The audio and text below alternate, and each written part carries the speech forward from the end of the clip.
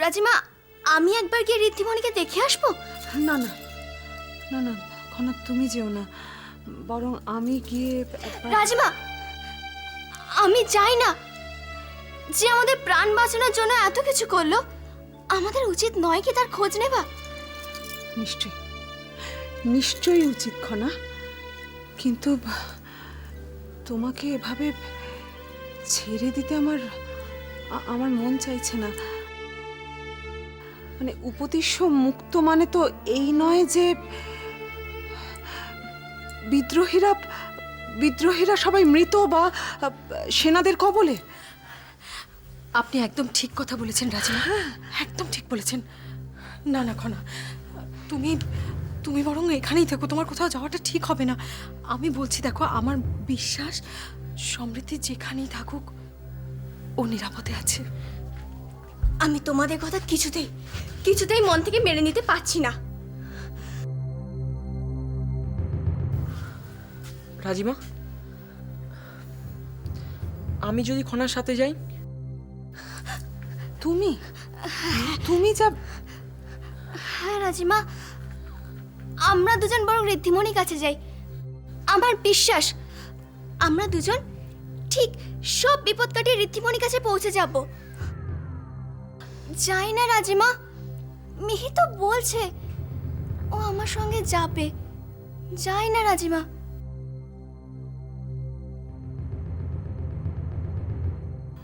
খনা, ঠিক আছে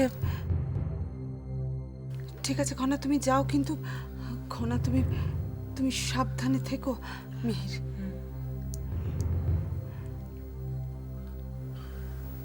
মিহির, চলো।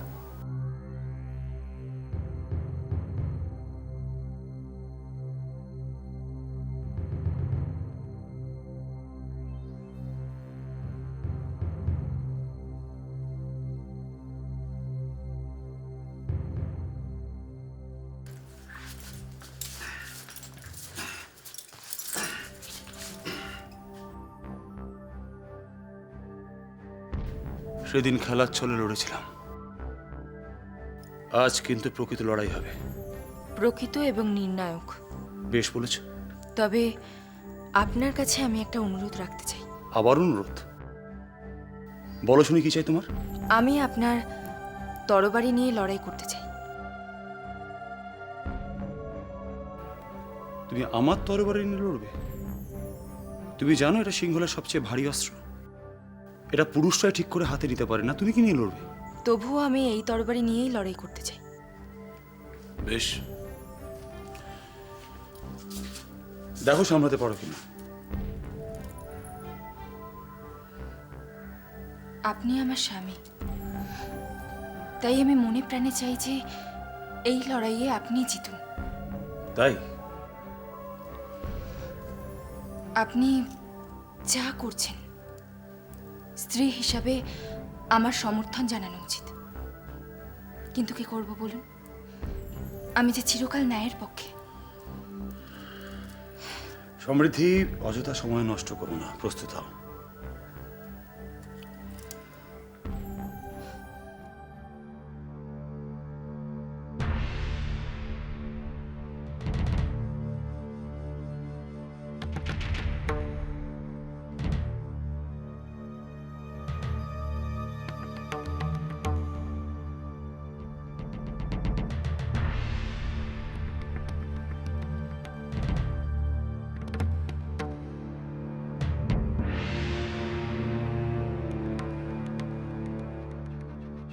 ভয় পেলেন নাকি স্বামী?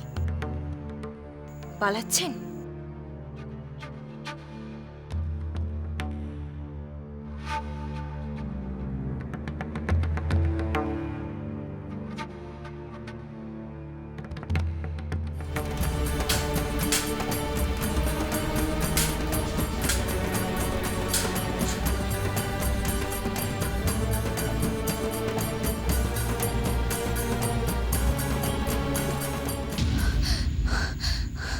কি সমৃদ্ধি, তোমার মুখে আমি ভয় দেখতে পাচ্ছি। এটা কিসের ভয়? পরাজিত হবার ভয় না মৃত্যু ভয়?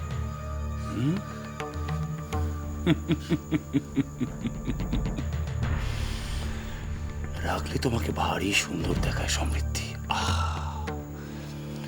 ইচ্ছে হয় আরো আরো বেশি তোমাকে ভালোবাসি, কিন্তু এখন তো ভালোবাসার সময় নয়, এখন তো কাজের সময়। চাবিটা চাবি দিলেই যদি আপনার চরিত্র পাল্টে যেত তাহলে অবশ্যই দিতাম। আমি চাই আপনিও আমার মতো ন্যায়ের পক্ষে থাকুন। আপনি চাইলে আমি আপনাকে সাহায্য করতে পারি, সেটা আমার কর্তব্য।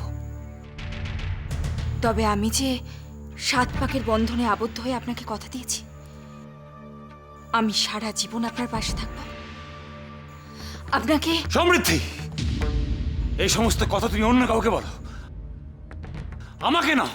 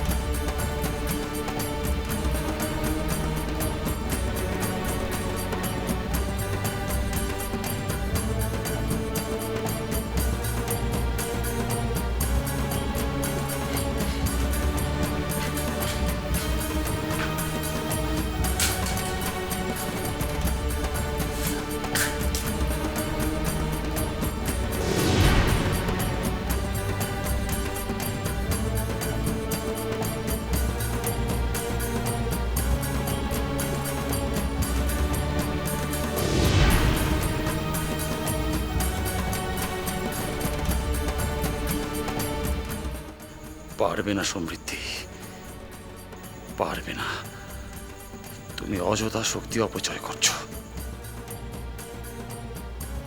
এটা কি স্বামীর কর্তব্য নাকি স্ত্রীর মর্যাদা? না স্বামী, এর কোনোটাই নয়। এটা হলো আমার শাস্তি, কারণ আমি আপনাকে অন্যায় করার থেকে বিরত করতে পারিনি। আমি একজন ব্যর্থ স্ত্রী স্বামী, একজন ব্যর্থ স্ত্রী।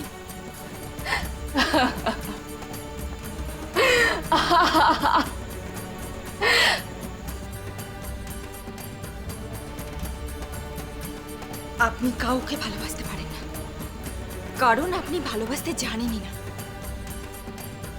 সমৃদ্ধি, ভুল বললাম তাই না? কারণ আপনি আপনার এই তরবারিকে ভীষণ ভালোবাসেন। তাহলে আসুন, আপনার এই তরবারি দিয়েই আপনাকে সম্ভাষণ জানাই।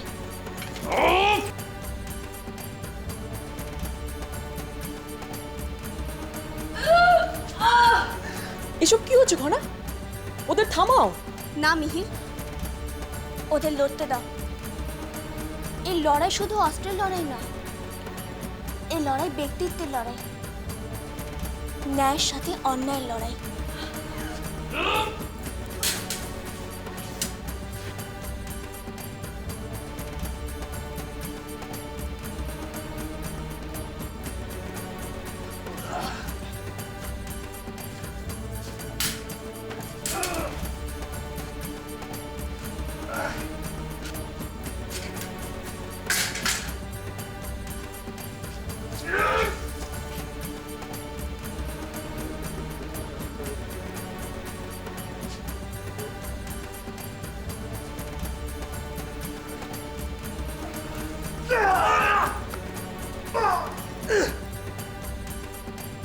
না রিতমণি, না,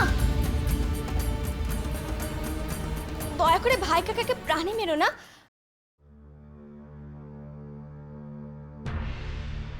এ কাজ তোমার না রিদ্ধিমণি। খনা, খনা, আজ তুমি আমাকে কোনো পরামর্শ দিও না। আমি সেটাই করব যেটা আমার উচিত বলে মনে হবে। আপনি বলুন, এবার আমার কি করা উচিত?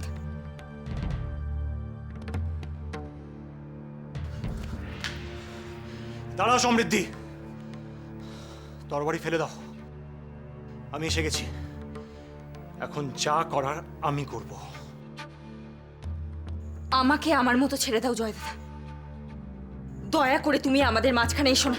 আমি তোমাদের মাঝখানে আসছি না, শুধু এটুকু বোঝাতে চাইছি রাজতন্ত্রে বিচার এবং শাস্তির দায়িত্ব শুধুমাত্র রাজা আর তার মন্ত্রিসভার। তাই নিজে কিছু করে অপরাধীর ভাগী হয়েও না।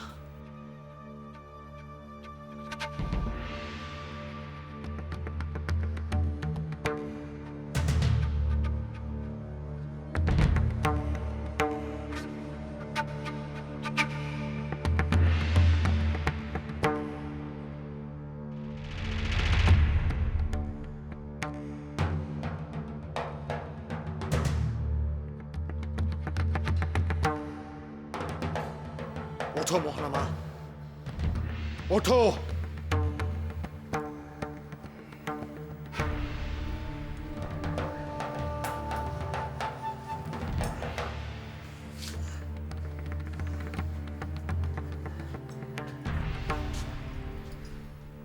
চলো আমাদের সঙ্গে। মনে রেখো, কোনো রকম চালাকি নয়।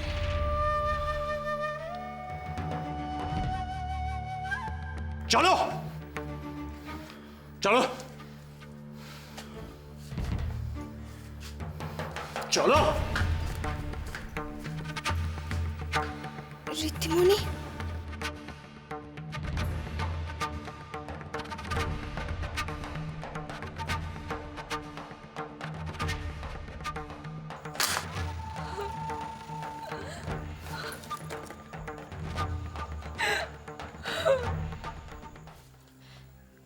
রাজিমা, রাজিমা, খনা কোথায়? খনা তো সমৃদ্ধিকে খুঁজতে গেছে। আর আপনি তাকে একা যেতে দিলেন? না না, একা ছাড়েনি, মিহিরও সঙ্গে গেছে। রাজিমা, মিহিরে থাকা আর না থাকাটা তো সমান। খনা যদি কোনোভাবে আক্রান্ত হয় তাহলে কি মিহির পারবে ওকে রক্ষা করতে? আমি কিন্তু আপনার থেকে এরকম আশা করিনি রাজিমা। ঐশিকা, ঐশিকা, তুমি অকারণে এত চিন্তা করো না। আপনি অকারণ চিন্তা করার কথা বলছেন? এত কিছু ঘটে যাওয়ার পর আপনি এটাকে অকারণ কি করে বলছেন রাজিমা? ঐশিকা, আমি তোমাকে চিন্তামুক্ত হতে বলছি। রাজিমা, আমি তো চিন্তামুক্ত হতে চাই, কিন্তু ওরা সেটা হতে দিচ্ছে কোথায়? ওরা ভাবছে শেকড় টেনে উপড়ে ফেলবে। আচ্ছা রাজিমা, মানুষের সঙ্গে ভালো ব্যবহার করাটা কি অপরাধ?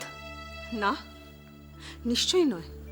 কিন্তু ঐশিকা, ভালো ব্যবহারের মূল্য সবাই দিতে পারে না, আর যারা দিতে পারে না তারাই অপরাধী। তাহলে তো কারোর সঙ্গে কোনোদিনই ভালো ব্যবহার করা যাবে না। আর সেটাই বা কি করে সম্ভব রাজিমা? তাহলে তো সমস্ত সম্পর্ক, সমস্ত হিসেব চিরদিনের মতো পাল্টে যাবে। না না ঐশিকা, আমার মনে হয় মুষ্টিমেয় কিছু খারাপ মানুষের জন্য আমাদের চিন্তা ভাবনাকে বিপথে চালিত করাটা উচিত হবে না। তারা তাদের মতো চলুক, আমরা আমাদের মতো চলবো। না কৌরকি, আমরা ওদের এইভাবে ছেড়ে দিতে পারি না। তাহলে তো আমরা নিজেরাই বিপদে পড়ে যাব, যেমন এখন পড়লাম। আমার মনে হয় যা হয়েছে খুব ভালো হয়েছে। আমরা ওদের এবার চিনে ফেলেছি। আমার তো মনে হয় ওদের কোনো রকম দয়া না দেখিয়ে শাস্তি দেওয়া উচিত। উপতিষ্য এবং মন্ত্রিসভা এ ব্যাপারে কোনো কার্পণ্য করবে না। তাহলে তো আমাদের অপেক্ষা করা ছাড়া আর কোনো উপায় নেই রাজিমা, তাই তো? হ্যাঁ ঐশিকা, আমি তো তোমাকে সেটাই বলছি। আমাদের অপেক্ষা করতেই হবে ঐশিকা, কারণ বিচার তো আমরা করতে পারি না, শাস্তি তো আমরা দিতে পারি না। ওরা কিন্তু তা করেনি রাজিমা, বরং সিংহলের ভাগ্য নির্ধারণের দায়িত্ব কিন্তু নিজেদের কাঁধে তুলে নিয়েছিল। আমি জানি ঐশিকা, কিন্তু ঐশিকা, ওদের সঙ্গে আমাদের পার্থক্য এখানে। ঠিক আছে, তাহলে মন্ত্রিসভা আর মহারাজ ওদের বিচার করুন। তবে একটা কথা রাজিমা, আমি কিন্তু কুমার বা রাজৌদির সাথে আর এক ছাদের নিচে থাকবো না। ঐশিকা, ঐশিকা, এই সিদ্ধান্ত তুমি তুমি উপতিশ্বর ওপর ছেড়ে দাও। আপনি কি বলছেন রাজিমা? অন্তঃপুরের বিষয়ে যে কোনো সিদ্ধান্ত আমাদের মহারাজের থেকে নিতে হবে? কেন? আপনি তো এই পরিবারের জ্যেষ্ঠা, আপনি কেন কোনো সিদ্ধান্ত নিতে পারেন না? পারি না, পারি না ঐশিকা, আমি এই সিদ্ধান্ত নিতে পারি না। দেখো দেখো, ত্রিজটা বা মহানামা এই প্রাসাদে থাকবে কি থাকবে না, এটা একান্ত পারিবারিক সিদ্ধান্ত। তুমি কেন একটা কথা ভুলে যাচ্ছ যে এটা সিংহলের রাজ পরিবার। এই সিদ্ধান্ত একমাত্র উপতিষ্য নিতে পারে, ওর উপরই ছেড়ে দাও।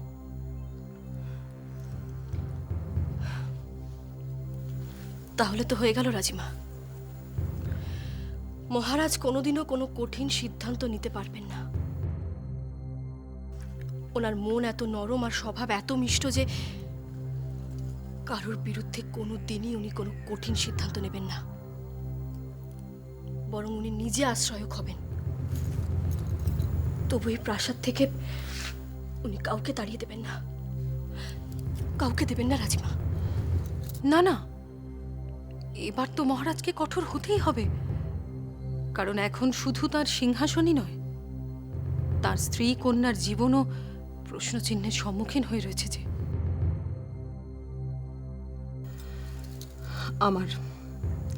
আমার পুরো বিশ্বাস আছে উপতিষ্যর উপর।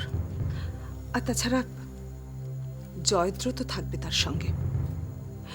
আশা করি ত্রিজটাদের কৃতকর্মের জন্য তারা উচিত শিক্ষা পাবে। তাই আমি বলছি ঐশিকা, একটু ধৈর্য ধরো। হ্যাঁ ঐশিকা, আমি তোমাকে অনুরোধ করছি। রাজিমা কিন্তু একদম ঠিক কথা বলেছেন ঐশিকা। এখন থেকে এত কথা ভেবে লাভ কি? তার থেকে বরং খনা আর সমৃদ্ধি এই মুহূর্তে কোথায় আছে, কি করছে, সে নিয়ে তো আমাদের মাথা ঘামানো উচিত, বলো?